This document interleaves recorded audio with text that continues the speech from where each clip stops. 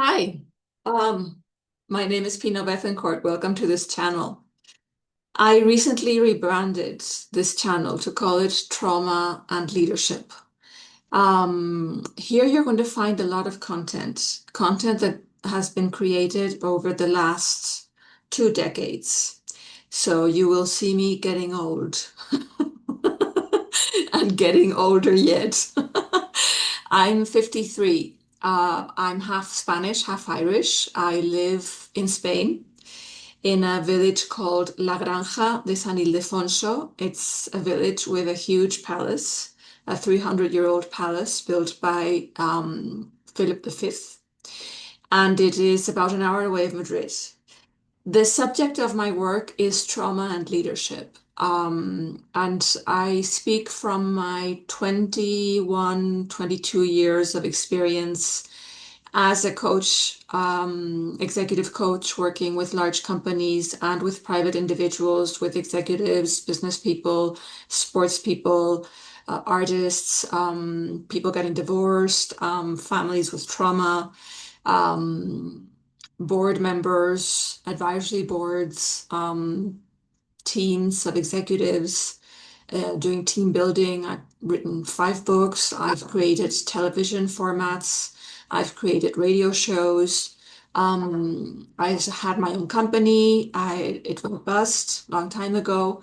Um, and I've spent my entire 53 years working through childhood trauma. I still am. I think that there is no bottom to the well of emotional pain and trauma that we all carry. And my life's work is about bringing trauma back to the conversation and putting it back on the table. I've switched to English recently because there's a lot more conversation and book writing and podcasting and blah, blah, blahing going on in English than in Spanish. But I continue. I continue to try to bring awareness in Spain and in Spanish-speaking countries to the fact that you cannot have real leadership if you do not resolve trauma. Because as an executive, as a business person, as an elite sports person, as an artist, and anything you do in life, as soon as pressure increases and you go through hardship, you will derail. And the places through which you derail are telling you about the traumas that you have not healed. The human body is designed to adapt perfectly to different situations. It's millions of years of evolution to come to the Homo sapiens species as it is today. But we have been so busy killing each other in war and conflict and, putting fences up to mark territories and mark frontiers, both on land, in the ocean, and in spirituality with religion. We've been so busy killing each other and fighting each other that we've created a lot of trauma. And when trauma is not resolved in one generation, it gets passed on to the next generation. And the mechanism through which it's passed on is childhood trauma. So as parents, we are all passing on the amount of trauma we're not able to hold, support, and resolve ourselves. So everything you're going to find here is about trauma. The most recent series is called Trauma and Leadership, where I'm doing short videos to portray like small ideas and tricks and things that you can think about when you're walking your own path of trauma resolution. There's another series called Diary of an Alpha Female, Diario de una Hembra Alfa. That series is in Spanish, and it's 40 videos recorded here. This is my office and my home, where I do most of my content creation nowadays. And in that series, I tell my own story about how I began to uncover the trauma I had been through and resolve it. And it covers 2 or 3 months of this last year. And then I decided I'd told most of it, my story, and there wasn't that much more to tell. So that was the end of the series. You will see television formats I recorded years ago. Some of them are interviews with important business people in Spain and in Mexico. There's a coaching format where we coached young people live on TV. And there's interviews and events, and I'm 53, so I've had time to do lots of stuff, and I've tried out a lot of different things. You can hire me if you're interested in hiring a coach. So you can contact me through social networks. I work with private clients and with companies. I do public speaking, I do consulting, I do a lot of advisory too. I coach clients the same way, I coach companies the same way I coach a client. There isn't an action plan because each client and each company they have to take their own steps at their own rhythm in order to start resolving things. And if I come in there with an action plan, I can no longer connect to what they need. I'm busy with my own, trying to materialize my own ideas, So it's what is called, in Spanish, it's called a phenomenologic approach. I'm guessing the English word is not that far off. And it means that you intervene, you interfere, you bring an idea, a step, an exercise. And when you see how that results, and how the person or the company feels with that, the next intervention begins to appear. Yes.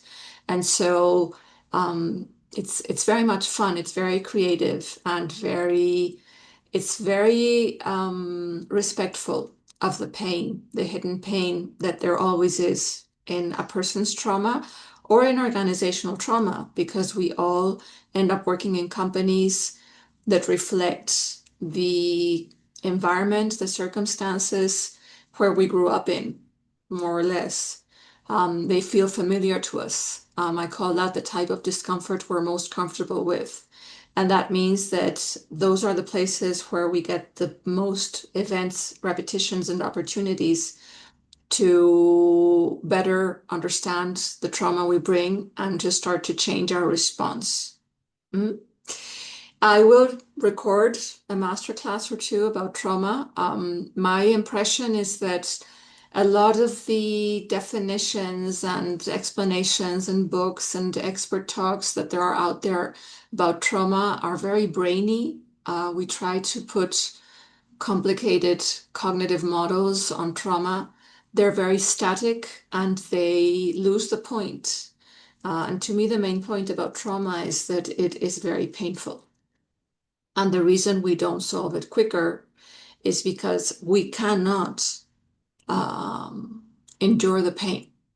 If I had a magic wand with me right now and I could wave my magic wand and rid you of all the trauma you carry in your body, you would probably be dead in 24 hours or crazy, or you would have lost contact with reality and completely dissociated from what is happening now. And that is what the body does when the pain is so overwhelming that it will kill you. So it takes a time to resolve trauma. It's a long, winding road because you have to go clean out layer after layer of emotional pain.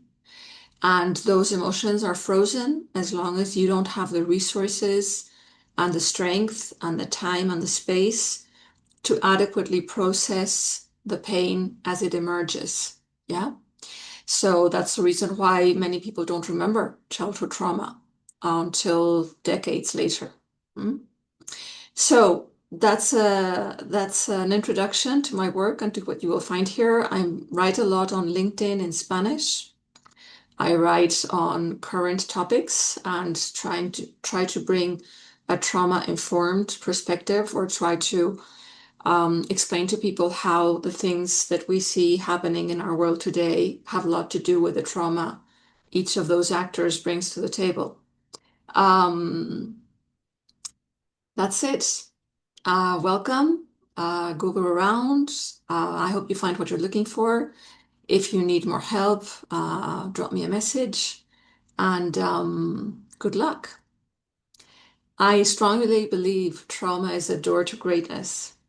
And trauma is very painful and it is very cost worthy. It really costs, it takes away big parcels of our lives from us, but it prepares us for something bigger and better. And we are at a point today when where there are so many incomprehensible, enormous planetary problems.